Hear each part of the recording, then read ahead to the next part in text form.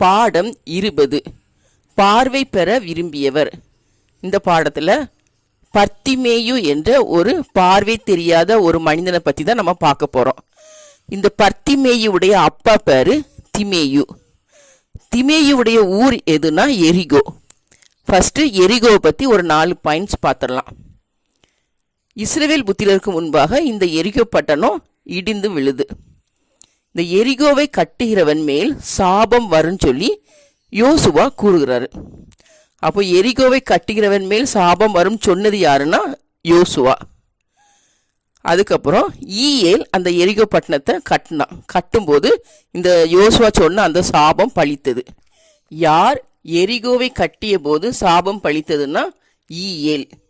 இந்த எரிகோவுக்கு இன்னொரு பேர் இருந்தது. என்ன பேர்னா பேரிந்து மரப்பட்டணம். எரிகோவின் புத்திரர்கள் எத்தனை பேர்னா 345 பேர். எலியா தீர்க்கதரிசி இந்த எரிகோவிற்கு சமீபமாக போகச்சில தான் எடுத்துக்கொள்ளப்பட்டார்.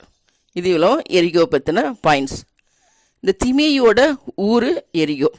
திமேயோட மகன் பேர் தான் பர்த்திமேயு. இந்த பர்த்திமேயுக்கு கண் பார்வை தெரியாது. அப்போ ஒரு நாள் ஏசப்பா சீசர்களோடு இந்த எரிகோ பட்டணத்துக்கு வந்திருக்காங்க. வந்துட்டு ஏசப்பா இந்த எரிகோ பட்டணத்தை நிறைய அற்புதங்கள்லாம் பண்ணிட்டு எரிகோ பட்டணத்தை விட்டு புறப்பட்டு போகிறாங்க. ஏசப்பாவும் சீசர்களும் போகும்போது திரளான ஜனங்கள் ஏசப்பாவை பின்னாடி போகிறாங்க. இந்த பர்த்திமேயு என்ன பண்ணுறாருன்னா எரிகோவின் வழி அருகே பிச்சை கேட்டு கொண்டிருந்தான். அப்போ பர்த்திமேயு எங்கே பிச்சை கேட்டு கொண்டிருந்தான்? எரிகோவின் வழி அருகே. அப்போ ஏசப்பாவும் சீசர்கள் ஜனங்கள் எல்லாரும் அந்த பக்கமாக போகிறாங்க. இப்போ ஏசப்பா அந்த பக்கமாக போகிறாங்கன்னு கேள்விப்பட்ட இந்த பர்த்திமேயு என்ன பண்ணுறான்னா ஏசப்பாவை சத்தமாக கூப்பிடுறான். ஏசப்பா நம்மக்கிட்ட வந்தால் நம்ம சொஸ்தம் ஆகும் அப்படிங்கிற ஒரு விசுவாசத்தோடு இந்த பர்த்திமேயு என்ன பண்ணுறாருன்னா சத்தமாக கூப்பிடுறான். இயேசுவே தாவீதின் குமாரனே எனக்கு இறங்குன்னு சொல்லிட்டு சத்தம் போட்டு கூப்பிடுறான். உடனே ஜனங்கள் எல்லாரும் அவனை பார்த்து சொல்கிறாங்க பேசாமல் இரு அப்படின்னு சொல்லிட்டு அவனை அதட்டுறாங்க. ஆனால் இந்த பர்த்திமேயு என்ன பண்ணுறான்? முன்னிலும் அதிகமாக சத்தம் போட்டு கூப்பிடுறான். இயேசுவே தாவீதின் குமாரனே எனக்கு இறங்கும் சொல்லி இன்னும் அதிகமாக சத்தம் போட்டு கூப்பிடுறான். உடனே ஏசப்பா நின்று அவனை கூப்பிட்டுட்டு வாங்க அப்படின்னு சொல்லிட்டு சொல்கிறாங்க. உடனே ஜனங்கள்லாம் பர்த்திமேயிட்ட சொல்கிறாங்க திடன்கொள் எழுந்துரு உன்னை அழைக்கிறார் அப்படின்னு சொல்லி சொல்கிறாங்க. சொன்னோன்னு அவனுக்கு பயங்கர சந்தோஷம். இப்போ யாராவது உங்களை பார்த்து ஏசப்பா உங்களை கூப்பிடுறாங்கன்னு சொன்னால் எவ்வளோ சந்தோஷமாக இருக்கும். அது மாதிரி இந்த பர்த்திமேயு பார்த்து சொல்கிறாங்க திடன்கொள் எழுந்துரு உன்னை அழைக்கிறான்னு சொன்னோன்னா ஏசப்பா உன்னை கூப்பிடுறாங்கன்னு சொன்னோன்னா அவனுக்கு பயங்கர சந்தோஷம். ஒன்று அவன் என்ன பண்ணுறான்னா தன்னோட மேல் வஸ்திரத்தை எரிந்து விட்டு ஏசப்பா கிட்ட போகிறான். அப்போ அவன் எதை எரிந்து விட்டு ஏசப்பா கிட்ட போகிறான்? தன் மேல் வஸ்திரத்தை எரிந்து விட்டு ஏசப்பா கிட்ட போகிறான்.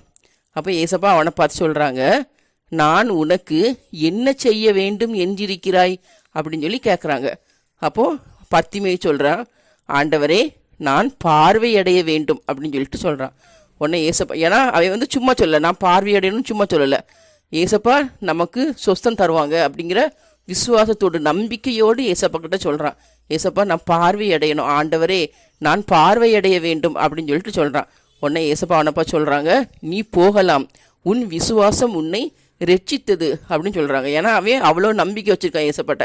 அதனால் ஏசப்பா சொல்கிறாங்க நீ போகலாம் உன் விசுவாசம் உன்னை ரட்சித்தது அப்படின்னு சொல்கிறாங்க. ஏசப்பா அப்படி சொன்ன அந்த நேரமே அவன் என்ன பண்ணுறான்? பார்வையடைகிறான். பார்வையடைஞ்சது மட்டும் இல்லாமல் ஏசப்பாவுக்கு பின் செல்கிறான்.